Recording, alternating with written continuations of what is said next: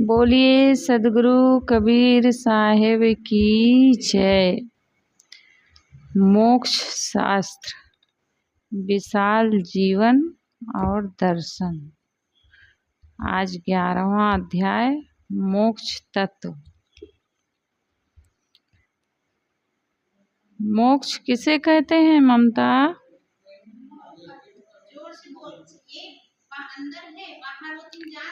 संसार से एकदम छूट जाना मोक्ष है। मोक्ष क्या है? संसार से छूट जाना मोक्ष है। जब तक संसार में बंधे हुए हैं, बंधनों में हम बंधे हुए हैं, तब तक हम बंधन में हैं। संसार से छूट गए और जीव का मोक्ष हो गया। मोह का सर्वथा क्षय हो जाना ही संसार से छूट जाना है। संसार से छूट जाना किसे कहते हैं? मोह का सर्वथा क्षय हो जाना ही संसार से छूट जाना है। मनुष्य जब शरीर में रहते रहते सारे विकारों से छूट जाता है, तब उसके मन के राग, द्वेष, काम, क्रोध, लोभ, तृष्णा सारी ग्रंथियां कट जाती हैं। जब प्राणी मात्र से न बैर रहता है न ममता, और जब सब समय ऐसा लगता है कि जो करना चाहिए था कर लिया, जो पाना चाहिए था पा लिया, जो होना चाहिए था हो लिया। क्या करना था ममता? भाई मैं ममता को पूछ रही हूँ, तुम क्यों बीच में कूद पड़ती हो? धोखा से बोल पड़े।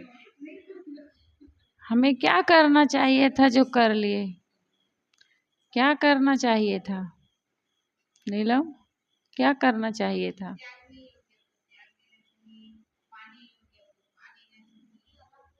भाई तो क्या त्याग कर देना चाहिए था? मैं पूछ रही हूँ क्या करना चाहिए?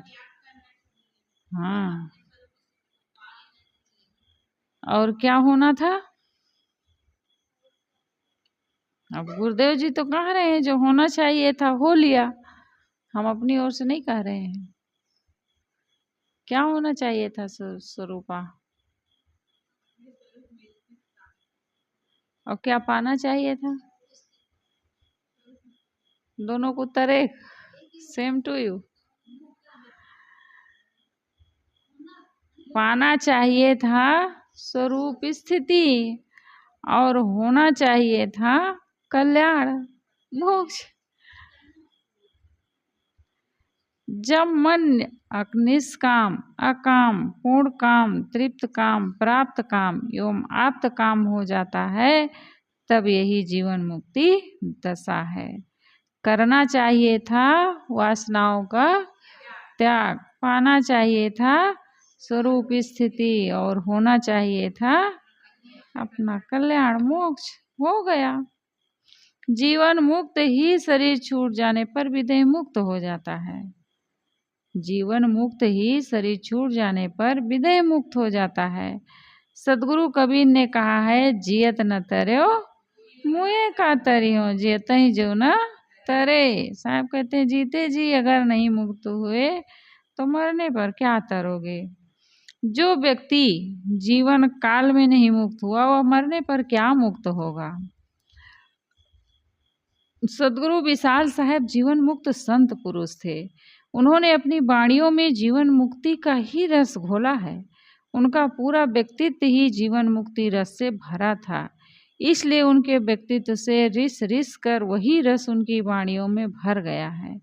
इसलिए इस पुस्तक को लिखते लिखते इन पंक्तियों के लेखक का मन इतना प्रभावित हुआ कि इसका नाम मोक्ष शास्त्र रखना पड़ा। गुरुदेव जी क्या कह रहे हैं? इस पुस्तक को लिखते लिखते इन पंक्तियों के लेखक का मन इतना प्रभावित हुआ कि इसका नाम मोक्ष शास्त्र रखना पड़ा। विशाल देव ने बारंबार इसी बात पर जोर दिया है कि विषय भोगों तथा उनकी कामनाओं को छोड़कर तथा संसार की झंझटों से भागकर अपने चेतन स्वरूप में स्थित हो।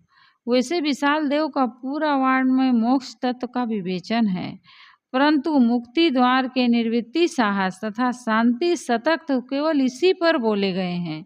इस अध्याय में इन दोनों प्रकरणों के पूर्ण अंश रहेंगे तथा ग्रंथ के कुछ अंश भी। जड़ चेतन की पृथकता समझकर जड़ की इच्छा त्याग देने से मोक्ष है।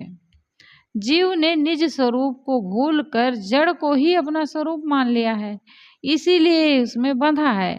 जब इसे इसका पता लग जाता है कि मैं जड़ देहादि नहीं हूँ तथा कोई भी जड़ वस्तु मेरी नहीं है, तब यह उन सब की इच्छा त्याग कर मुक्त हो जाता है। अग्नि गर्म है और वह प्रकाश करती है, वायु अदृश्य है और वह वस्तुओं में गति पैदा करता है तथा उन्हें उड़ाता है। जल शीतल रहता है और इन तीनों से हटकर पृथ्वी कठोर है और उसमें धारणा शक्ति है। ये चारों तत्व परस्पर पृथक पृथक हैं, इसलिए ये एक दूसरे से पैदा नहीं हुए हैं। मनुष्य इन्हें इंद्रियों द्वारा निश्चित रूप से देखता एवं जानता है, चाहे जड़ तत्व अपने कारण रूप में हो या कार्य रूप में। वो एक दूसरे में मिलकर अपना अस्तित्व खोते नहीं। तत्व परस्पर मिलकर भी अपना अपना अस्तित्व अलग रखते हैं। सब जड़ तत्व एक दूसरे से भिन्न तथा अनादि हैं, इसलिए वे मूल रूप में वैसे ही सदैव रहते हैं। बहुत प्रकार से खोजने पर भी जड़ तत्वों में चैतन्य गुण नहीं मिलता, अतएव जड़ तत्वों के धर्मों से पृथक चेतन का ज्ञान गुण है। देहधारी जीव के साथ वासना शक्ति, इच्छा शक्ति, प्राण शक्ति, शरीर शक्ति, ये 4 शक्तियां हैं। देहधारी जीव के साथ कौन सी 4 शक्तियां हैं ममता? साध्या, कहाँ गया था मन? और अच्छा, सुनी क्या हो? कहाँ गई थी? यहाँ नहीं थी? पता चल जाता है कहाँ हो स्वरूपा।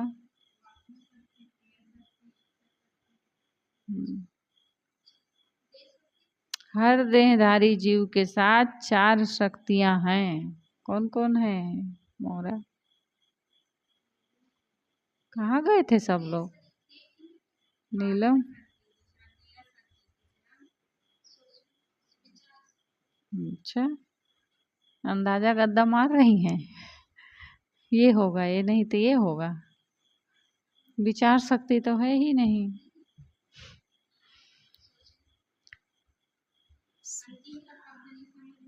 अच्छा, अंतिम का समझ में ही नहीं आया।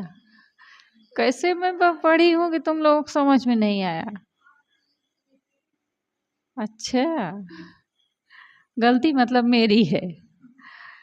ऐसा शब्द मतलब मैं बोली हूँ, कहाँ का रहा वो, कहीं दूसरे देश विदेश का शब्द मैं बोली होंगी कि आप लोगों को समझ में नहीं आया। हर देहधारी जीव के साथ 4 शक्तियां हैं। ध्यान से सुनो, वासना शक्ति, इच्छा शक्ति, प्राण शक्ति तथा शरीर शक्ति। अच्छा, हाँ भाई, ये 4 शक्तियां हैं जिससे शरीर की यात्रा चलती है। एक इच्छा शक्ति तो शरीर यात्रा तथा कोई भी काम करने के लिए आवश्यक है, परंतु जो भोगों को भोगने की इच्छा है वह जीव के स्वरूप भूल से है। यह संसार की इच्छा ही बारंबार संसार में देह धराकर जीव को भटकाती है।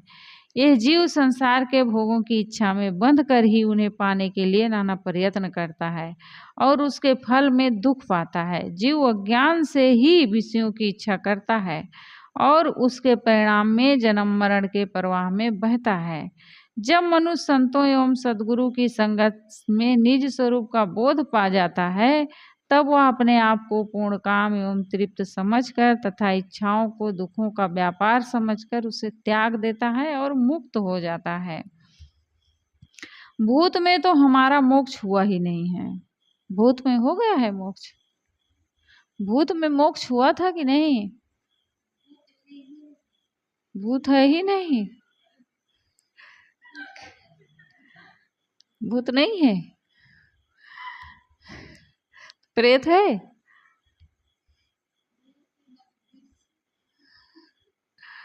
ना भूतो ना भविष्यति। हाँ, तो कैसे वाला है ये? मैं कैसे वाला पूछ रही हूँ, तुम कैसे वाला बता रही हो? मैं पूछ कर सा रही थी। क्या मैं पूछी थी? प्रश्न को सुनी हो? अच्छा, भूत है कि नहीं ऐसे पूछी थी। अच्छा, तुम बताओ तो बहुत मजा ले रही हो। मैं पूछी क्या हूँ? प्रश्न पहले बताओ मुझे। अच्छा, हाँ सिल्विया। हाँ, ध्यान से सुनना नहीं है, बस बोलते जाना है। भूत में तो हमारा मोक्ष हुआ ही नहीं है, अन्यथा हम बंधनों में ना होते। अगर मोक्ष हो जाता तो हम कहाँ आज बंधन में पड़े रहते। भविष्य में मोक्ष प्राप्त करेंगे, यह आशा करना भी व्यर्थ है। कब होगा मोक्ष? अगले जन्म में, इसी जीवन में? कैसे होगा? करेंगे, अभी तो नहीं करना है। आगे करेंगे, अगली साल, आने वाले साल में मोक्ष प्राप्त करेंगे। उस समय खूब साधना करेंगे, भक्ति करेंगे, सेवा करेंगे। अभी तो समय है, अभी इधर थोड़ा आनंद ले लेते हैं। मोक्ष प्राप्त करेंगे, ये आशा करना भी व्यर्थ है, क्योंकि भविष्य को कोई नहीं जानता। हमारे जीवन का परम उद्देश्य मोक्ष है। क्या है हमारे जीवन का परम उद्देश्य?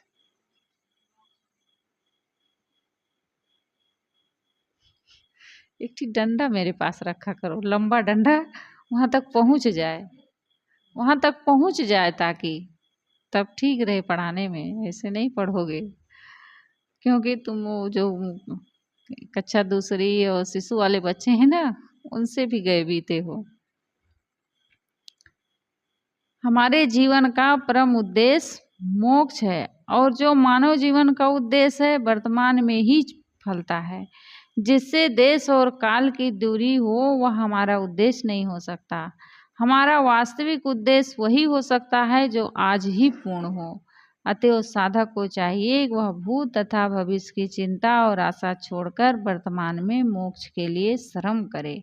भविष्य में तो अपना माना हुआ शरीर छूट जाएगा, उसकी आशा करना व्यर्थ है। और भूत तो बीत चुका है, वह हाथ में आने वाला नहीं है।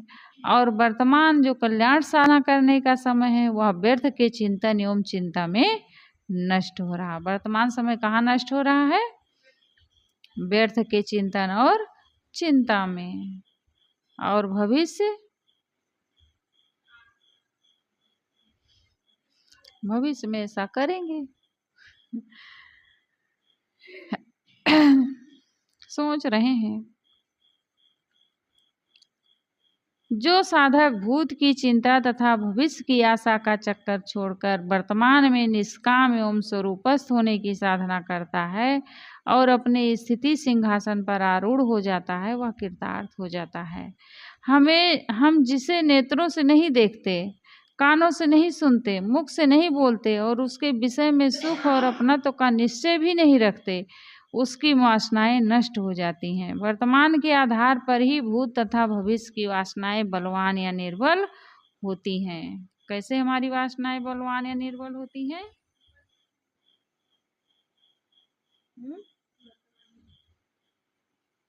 कैसे होती हैं?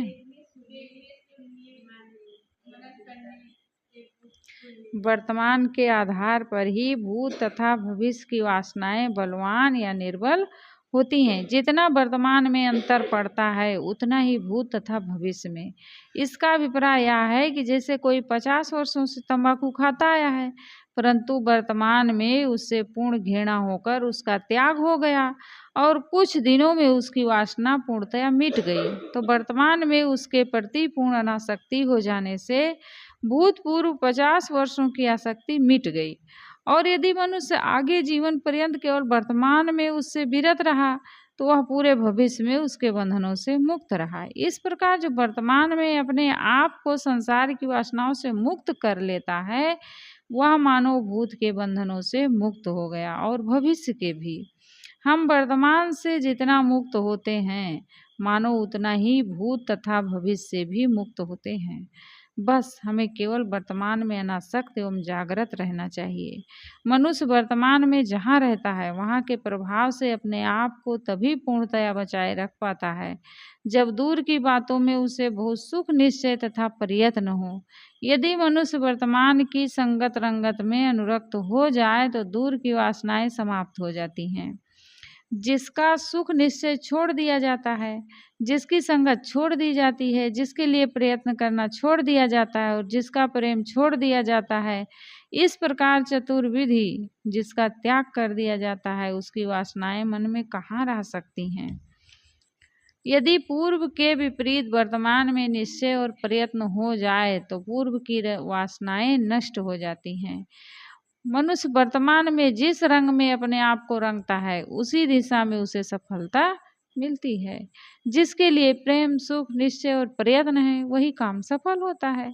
उसमें आने वाले सभी रोड़ों को मनुष्य हटा देता है। जिस चीज़ के लिए प्रेम हो जाता है उसमें सुख की निश्चयता हो जाती है, प्रयत्न रहता है, उसी में आदमी आगे सफल हो जाता है, आगे बढ़ जाता है। उसमें चाहे कितना भी विघ्न बाधा पड़े उसको आदमी काट कूट के आगे निकल जाता है, क्योंकि उसमें प्रेम रहता है, लगन रहती है, उत्साह रहता है। और जिसमें प्रेम नहीं है उसमें लाख सफलता के रखा हो सारा साधन तो भी आदमी उसको नहीं करना चाहता, क्योंकि प्रेम ही नहीं है, लक्ष्य नहीं है। साधक को चाहिए वह सदैव सत्संग में निवास करे और सुख निश्चय तथा प्रेम अपने चेतन देश एवं स्वरूप स्थिति के लिए रखे, तो निश्चित है कि उसके बंधन छूटेंगे और जड़ वासना जो कुदेश है वो छूट जाएगा। मनुष्य में शक्ति है कि अपने प्राप्त सभी साधनों को अपने निश्चित पथ में लगा सकता है। देखो, अनेक वासनाओं से वासित होने से शरीर ही जीव के लिए महान कुसंग और बला सुख दुख भोग देने के लिए प्रस्तुत है, परंतु मनुष्य को जिस तरफ प्रेम होता है उसी तरफ इस शरीर को लगा देता है। इसलिए इसे मोक्ष साधना में लगाना बहुत सरल है। मोक्ष तो स्वयं प्रत्यक्ष एवं जीव का स्वसंवेद विषय है। जैसे हाथ में गेंद लिए रहना अत्यंत सरल है, वैसे मोक्ष प्राप्त कर उसे जीवन पर्यंत सुरक्षित रखे रहना बहुत सरल है। भोग से बंधन होते हैं तथा त्याग से मोक्ष। भोग पथ पर तंत्र है, क्योंकि उसमें भोगों का ग्रहण आवश्यक है और उसमें विवशता है। और मोक्ष पथ स्वतंत्र है, क्योंकि इसमें त्याग आवश्यक है और त्याग करने में सब स्वतंत्र हैं। सोवस पथ है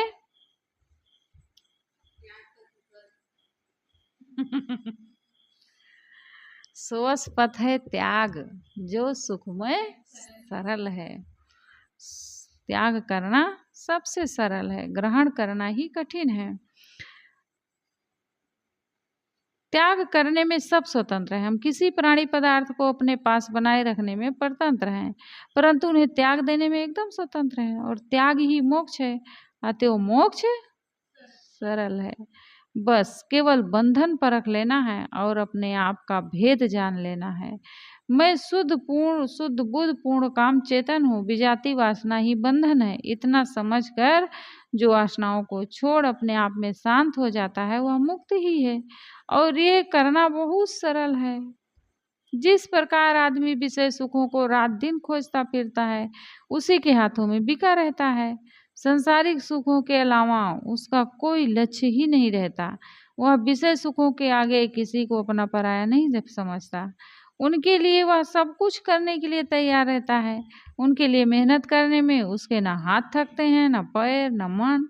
उसी प्रकार यदि मनुष्य को बंधनों से छूटने की तीव्र उत्कंठा हो जाए, इसके लिए सबकी ममता छोड़ तथा विनम्र बनकर पारखी विवेकी संतों की खोज करे और उनको पाकर उनकी शरणों में समर्पित हो जाए, विषय सुखों को तिलांजलि दे दे और साधना के परिश्रम से ना डरे तथा शरीर निर्वाह के कार्य से भी मोक्ष कार्य को श्रेष्ठ समझे, तो निश्चित ही वह इसी जीवन में मोक्ष कार्य पूरा कर लेगा। क्रियमाण नष्ट होने से बंधन नहीं रहते। संचित, प्रारब्ध तथा क्रियमाण ये तीन कर्म हैं। जन्म जन्मांतरों की वासनाएं एवं कर्म संस्कार संचित है। भोग के लिए प्रस्तुत शरीर तथा उसके सुख दुख भोग क्या है? प्रारब्ध है। और वर्तमान में राग पूर्वक किए जाने वाले शुभाशुभ कर्म क्रियमाण है। प्रारब्ध तो हाथ से छूटे हुए तीर के समान है, अतः उसे भोगना है। संचित कर्म का भोग तब होता है जब जीव क्रियमाण कर्म करे, अर्थात जन्म जन्मांतरों के कर्म संस्कार तभी देह धराने में कारण बनते हैं जब वर्तमान में जीव राग पूर्वक कर्म करे। यदि वर्तमान में पूर्ण बोध वैराग्य पूर्वक रहकर रागात्मक कर्मों का अभाव हो गया है तो संचित कर्म नष्ट हो जाते हैं। जिससे वर्तमान में विषय वासनाओं का त्याग कर दिया वह मुक्त ही है। संचित कर्मों के भोग जीव को तभी भोगने पड़ते हैं जब वर्तमान में क्रियमाण कर्म होते हों। संचित कर्मों के भोग जीव को तभी भोगने पड़ते हैं जब वर्तमान में क्रियमाण कर्म होते हों, अर्थात वर्तमान की रागात्मक वृत्ति से ही पूर्व के संस्कार सामने आकर जीव को देह धराने में कारण बनते हैं। यदि वर्तमान में रागात्मक वृत्ति न हो तो जीव से पूर्व वासनाओं का संबंध नहीं हो सकता। साधक को चाहिए कि वह राग के बंधन छोड़कर सच्चा वैराग करे और स्वरूप स्थिति में टिककर वासना के व्यापार को समाप्त कर दे। वह अपने मन में सदैव विषयों से वैराग का भाव तथा निश्चेतन स्वरूप का चिंतन रखे और इस प्रकार अभ्यास और वैराग की साधना में निरंतर आरूढ़ रहे। देह बंधन एवं जन्म मरण प्रवाह में भयंकर दुख छिपे हैं, ऐसा जानकर अपनी साधना से कभी विचलित न हो और इसी जीवन में मोक्ष कार्य सिद्ध करे। शरीर निर्वाह के अलावा जो विषय सुखों के लिए शुभाशुभ कर्म किए जाते हैं, ये जितने जितने कम होते जाते हैं उतने उतने मानव जन्म मृत्यु के बंधन टूटते जाते हैं। जब ये सर्वथा नष्ट हो जाते हैं, अर्थात जब विषयासक्ति तथा उससे संबंधित कर्म बिल्कुल नहीं रह जाते, तब शरीर धरने के बीज मानो पूर्णतया नष्ट हो जाते हैं। वासनाओं से छूटा हुआ जीव भवबंधनों को काटकर मोक्ष पद में स्थित हो जाता है। विषयों में सुख है ये भ्रम निश्चय जब बिल्कुल नष्ट हो जाता है और अपने चेतन स्वरूप के असंगत्व का पूर्ण परिचय हो जाता है, तब जीव के मन में संसार की कोई वासना नहीं रह जाती। ऐसा जीव सब समय मुक्त ही है। वैराग की आग में सारे राग जल जाते हैं। किसमें जलते हैं राग ममता?